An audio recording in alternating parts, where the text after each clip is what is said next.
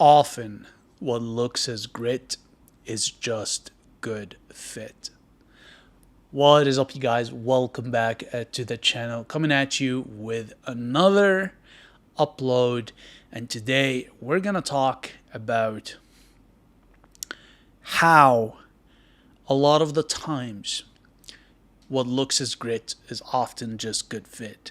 And I bring this up because I'm sure a lot of you out there that have encountered difficult situations in life or complained about circumstances that a lot of the time received the advice or the statement that, well, you gotta toughen up, you gotta be gritty, you gotta develop thick skin.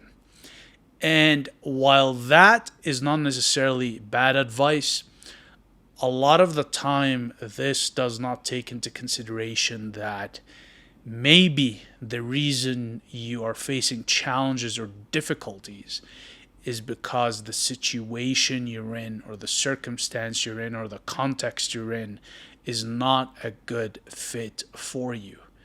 A lot of the time when you see someone tackling difficult things, we're very quick to pass the judgment that they're very tough, they're gritty, they're persistent, but no one ever stops and considers that maybe, just maybe, what looks on the outside as toughness is just good fit. Meaning that, let's say, if you are physically more predisposed for long distance running and you compete in sprints which you're not predisposed for because of a scholarship, and you struggle a lot in sprinting, it's because it's not a good fit for you. That does not mean you lack grit. That does not mean you're not thick skinned.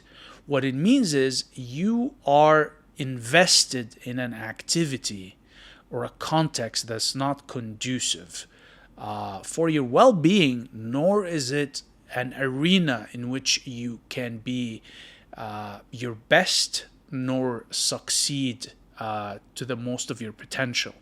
So, another way of putting this is if you take a fish out of the ocean and judge it on its ability to climb a tree. Okay, a fish is not a monkey, or fly to a tree. It's not a bird. So obviously, it's gonna struggle. It's gonna complain. It's gonna have issues. And I'm oversimplifying this, I know, but you guys get the point.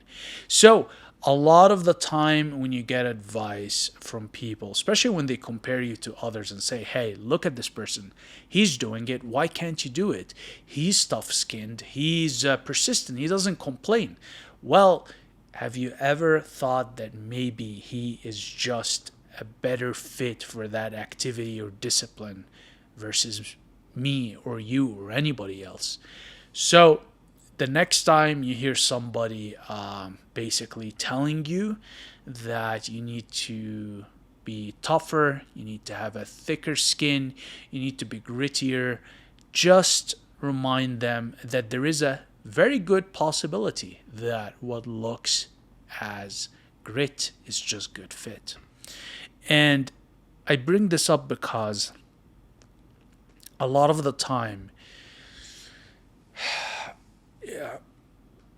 people will fail in an initiative or an activity and they fall down in the dumps and they blame themselves for not trying harder or persevering or being better.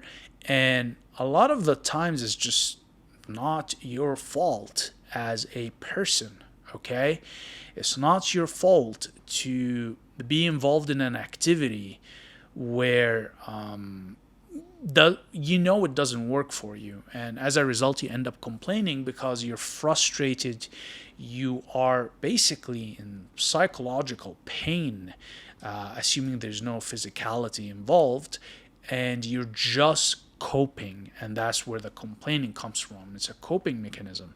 Now, I will say this though, so nobody uses this as a crutch out there. Once you do realize that you are in a position that's not favorable to you, that the issue isn't grittiness, thick skin, toughness, or perseverance or persistent, the onus is on you to shift gears and reconsider where you need to redirect your energy and efforts so you can actually succeed. Okay? The saying goes, insanity is doing the same thing over and over again and expecting a different result. And yours truly is very at fault of that. And I think most people are. It's very hard to quit something that you've invested so much time and energy into. And you always tell yourself, well, if I put in more, I'm almost there. And while that can be true in some cases, for the most time it isn't.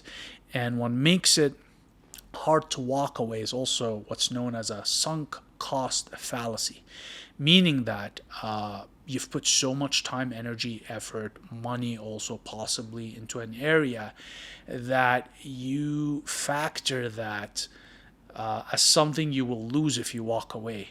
But what a lot of people don't factor, and that's why it's a fallacy, is basically the lost gains from switching gears into another opportunity. Okay, so it's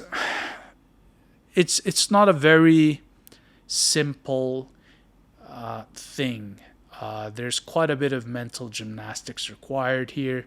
There's also quite a bit of life experience, because sometimes you get the advice even then and you are stuck where you are because you can't relate to the advice. You haven't had the physical experience.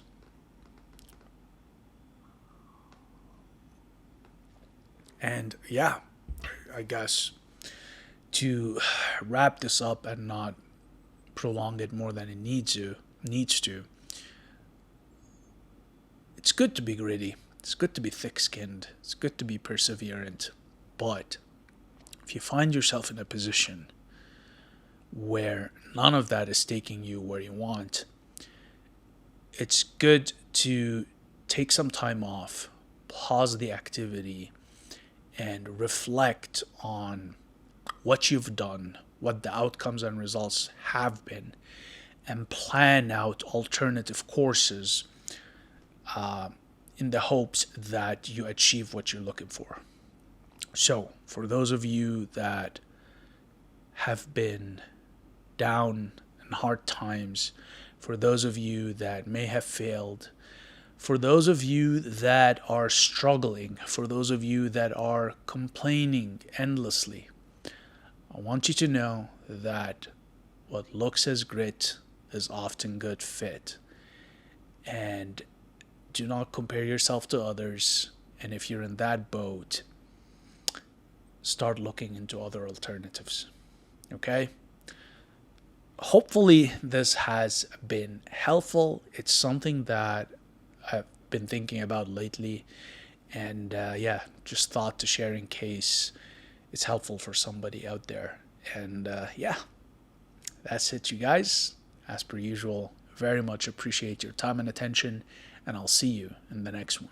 Cheers.